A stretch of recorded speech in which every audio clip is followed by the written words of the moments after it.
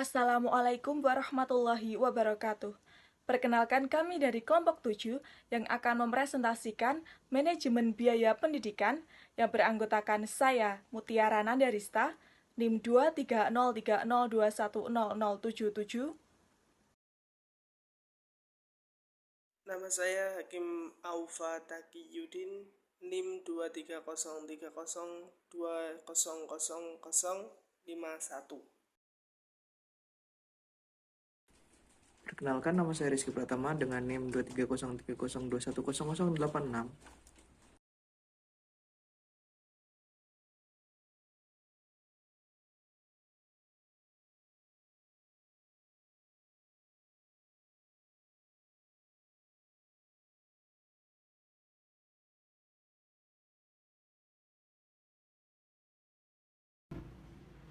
Jadi yang pertama, saya akan menjelaskan mengenai konsep biaya pendidikan. Biaya itu apa sih? Biaya adalah sejumlah uang yang dihasilkan dan dibelanjakan untuk berbagai keperluan. Sedangkan biaya pendidikan adalah sejumlah uang yang dihasilkan dan dibelanjakan untuk berbagai keperluan pendidikan. Dalam Permendikbud nomor 44 tahun 2012, biaya dalam pendidikan terdiri atas yang pertama biaya investasi, yang kedua biaya operasi, yang ketiga bantuan biaya pendidikan, dan yang terakhir beasiswa.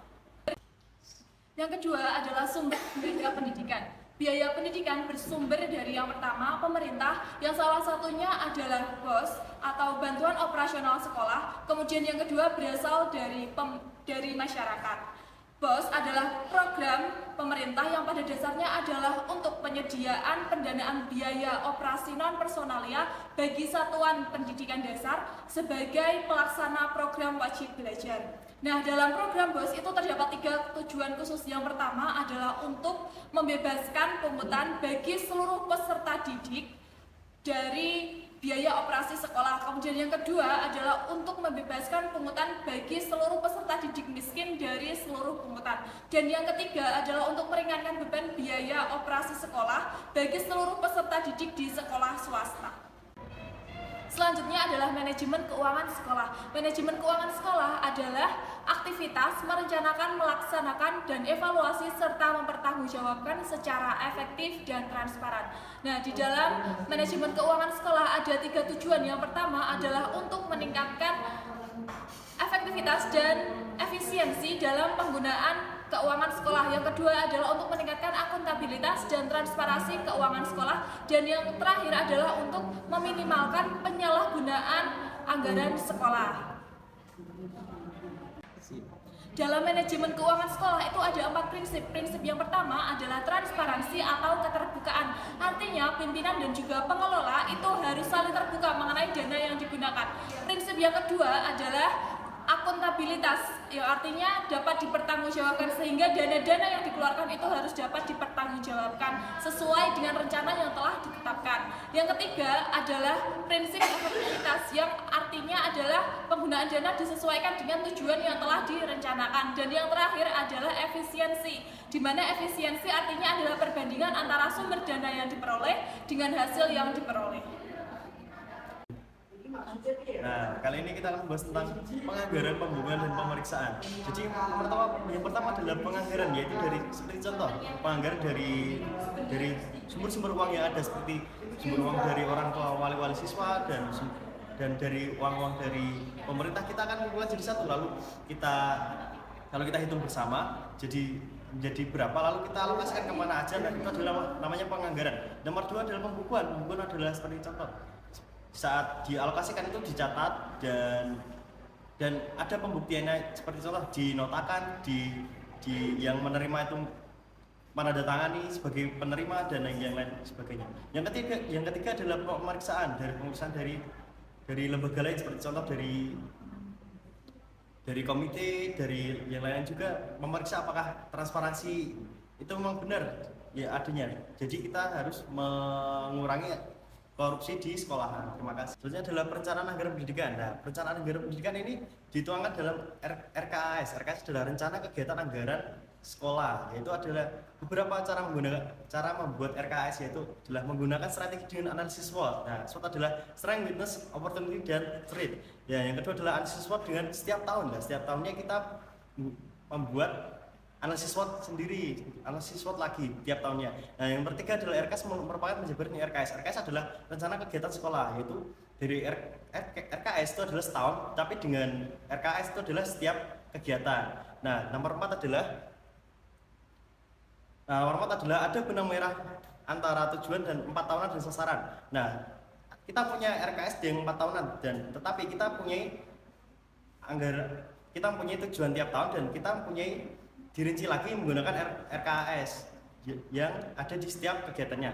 Nah, yang nomor 5 adalah rencana dan program sekolah harus memperhatikan hasil dari analisis SWOT sendiri. Jadi setiap kegiatan kita jelas apa inputnya dan apa outputnya.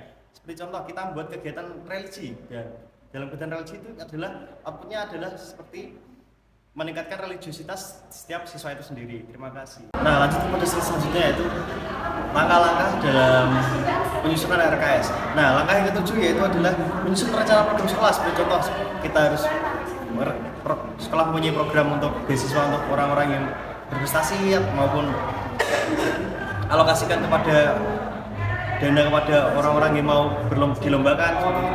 Nah, dan nomor 8 adalah menentukan milestone, output apa dan kapan dicapai. Seperti contoh, kita mempunyai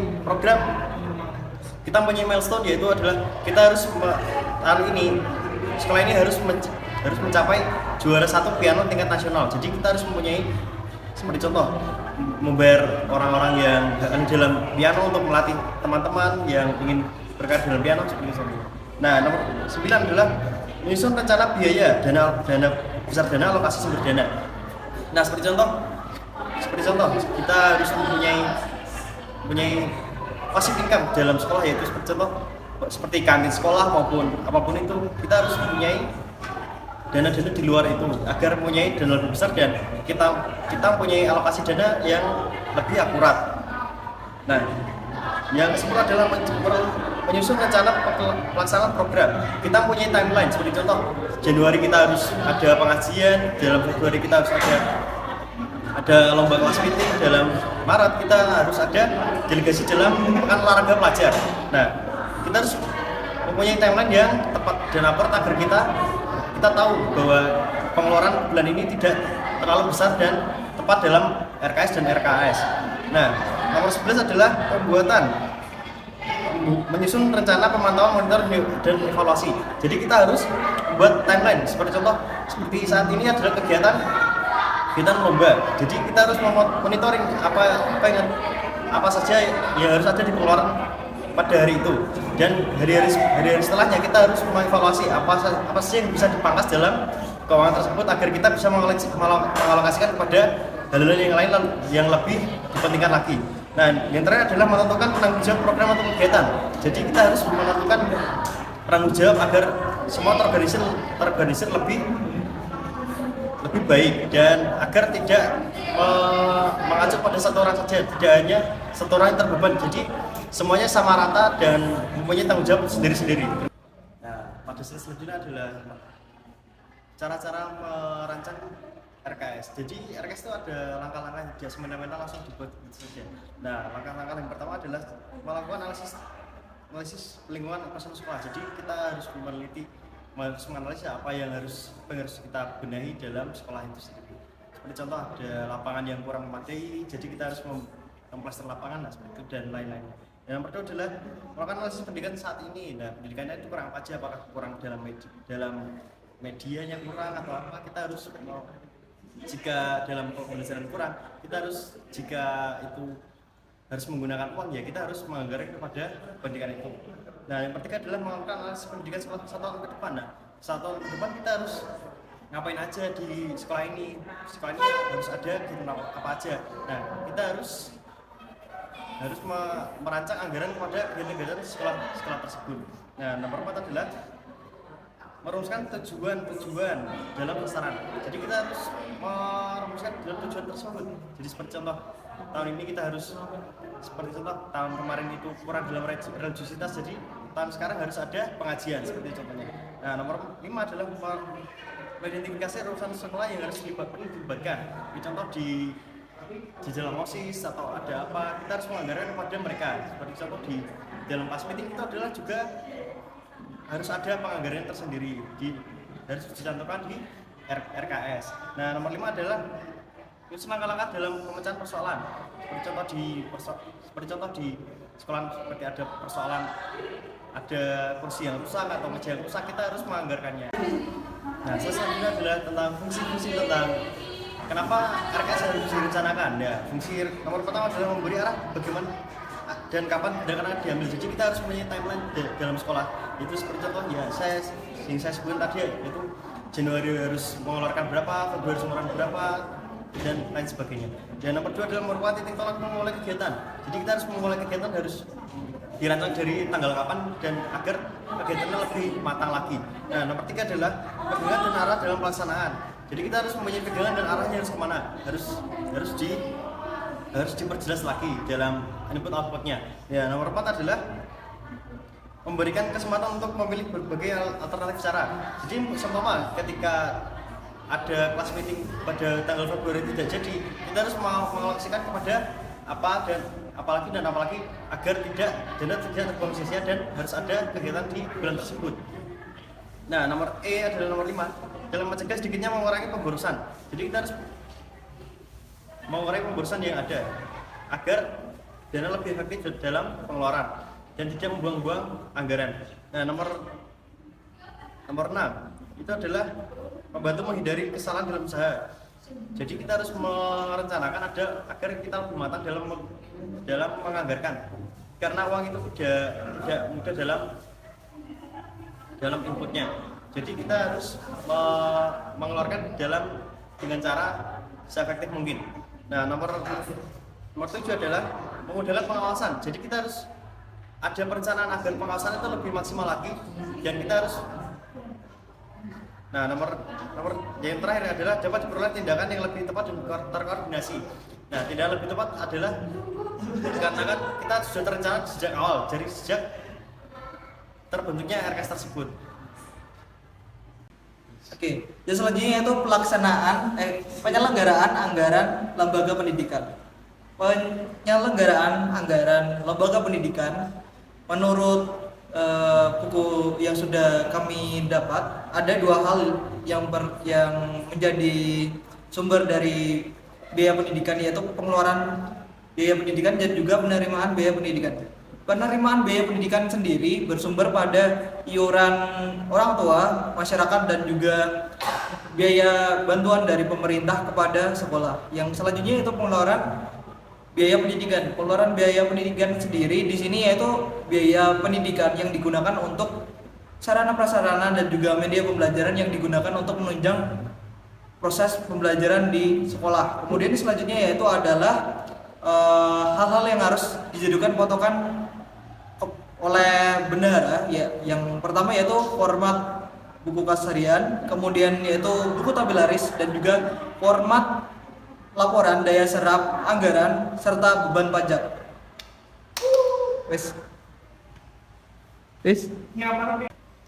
Oke, yang selanjutnya yaitu pimpinan harus dituntut untuk dapat memutuskan beberapa keputusan. Yang pertama yaitu terkait dengan pengelolaan sumber-sumber penerimaan. Yang kedua yaitu terkait dengan strategi pemanfaatan sumber biaya pendidikan dengan efektif dan juga efisien. Kemudian yang terakhir yaitu terkait dengan realokasi anggaran apabila diperlukan. Sudah.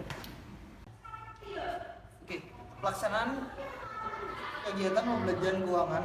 Kemudian pelaksanaan kegiatan pembelajaran keuangan di sini berdasarkan suatu kelengkapan yang digunakan untuk mengelola pelaksanaan pembiayaan kegiatan keuangan sekolah, yang anggaran tersebut dapat dirinci sebagai berikut, yaitu digunakan untuk peningkatan mutu pendidikan, kemudian bahan praktek dan juga keterampilan, kegiatan ekstrakurikuler, kemudian untuk pembangunan sarana fisik sekolah, selanjutnya yaitu untuk pembangunan yang selanjutnya yaitu untuk kesejahteraan guru, pengawas, dan juga kepala sekolah. Jadi di sini biaya keuangan juga membiayai para guru dan juga kepala sekolah untuk mendapatkan kesejahteraan yang layak gitu. Udah, ya.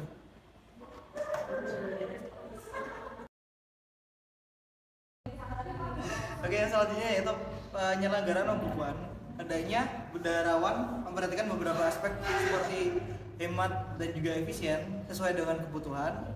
Kemudian yaitu tidak digunakan untuk keperluan selain pembelajaran seperti ucapan selamat, hadiah dan juga pesta. Kemudian yang selanjutnya yaitu terarah dan terkendali sesuai dengan rencana yang sudah disepakati sebelumnya. Jadi sekolah harus merancang dulu anggaran pembiayaan sebelum melakukan pengeluaran yang dilakukan dengan menggunakan dana biaya keuangan tersebut. Jadi kita masuk pada materi yang berikutnya, yaitu slide berikutnya adalah bendaharawan khusus. Pengertian dari bendaharawan khusus yaitu seseorang yang disertai tugas dalam instansi tertentu untuk mengelola uang yang diterima oleh instansi tersebut. Bendahara khusus dibagi menjadi dua, yaitu bendaharawan penerimaan dan bendaharawan pengeluaran. Tugas dari bendaharawan penerimaan yaitu menerima uang dari kas negara, kemudian menyimpan, menyetorkan ke kas negara dan kemudian menata usahakan uang ke kas dan di kas negara dan membuat laporan tentang bendahara. Oke, kita masuk pada materi yang berikutnya, yaitu slide berikutnya adalah bendaharawan khusus. Pengertian dari bendaharawan khusus yaitu seseorang yang disertai tugas dalam instansi tertentu untuk mengelola uang yang diterima oleh instansi tersebut. Bendahara khusus dibagi menjadi dua, yaitu bendaharawan penerimaan dan bendaharawan pengeluaran. Tugas dari bendaharawan penerimaan yaitu menerima uang dari kas negara, kemudian menyimpan, menyetorkan ke kas negara dan kemudian menata usahakan uang ke kas dan di kas negara dan membuat laporan tentang bendahara keuangan tersebut. Ini tak. Oke, menuju ke slide yang berikutnya, yaitu pelaksanaan pengawasan. Yaitu tujuan dari pengawasan ini adalah untuk membandingkan atau mengukur alokasi biaya dan tingkat penggunaannya. Kemudian ada 3 tahap untuk melakukan pengawasan ini. Yang pertama adalah menentukan standar baik kualitas, kuantitas, alokasi biaya dan waktu yang sehingga kita akan menemukan hal ideal yang seharusnya dicapai, kemudian nanti akan dibandingkan dengan keadaan di lapangan. Kemudian yang kedua adalah membandingkan antara realitas, membandingkan antara kenyataan dan standar yang harusnya dicapai. Kemudian yang ketiga adalah menentukan evaluasi atau sesuatu yang dapat diperbaiki dari hasil pengawasan tersebut.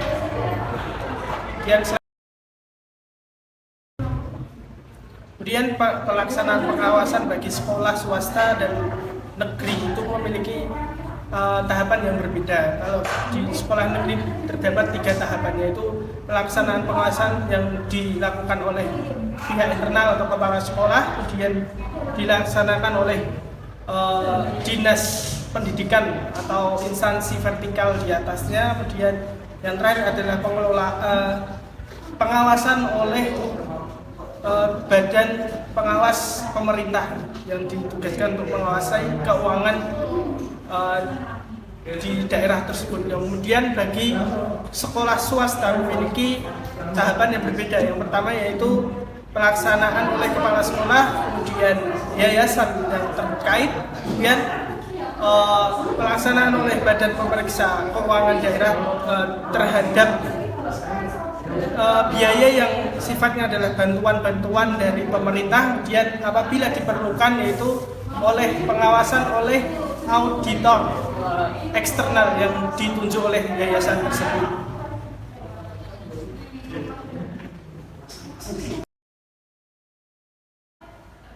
Kemudian setelah melakukan pengawasan atau pemeriksaan, Badan Pemeriksa Keuangan atau BPK menyusun laporan hasil pemeriksaan atau LHP yang di dalamnya memuat tentang laporan. Yang pertama adalah muatan dari laporan pemeriksaan tersebut memuat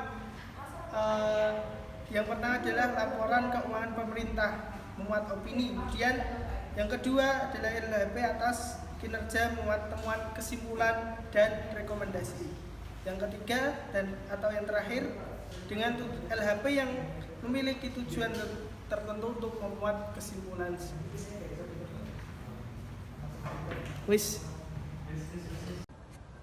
Cukup sekian penjelasan dari kami mengenai manajemen biaya pendidikan. Semoga apa yang kami sampaikan bermanfaat bagi kita semua. Wassalamualaikum warahmatullahi wabarakatuh.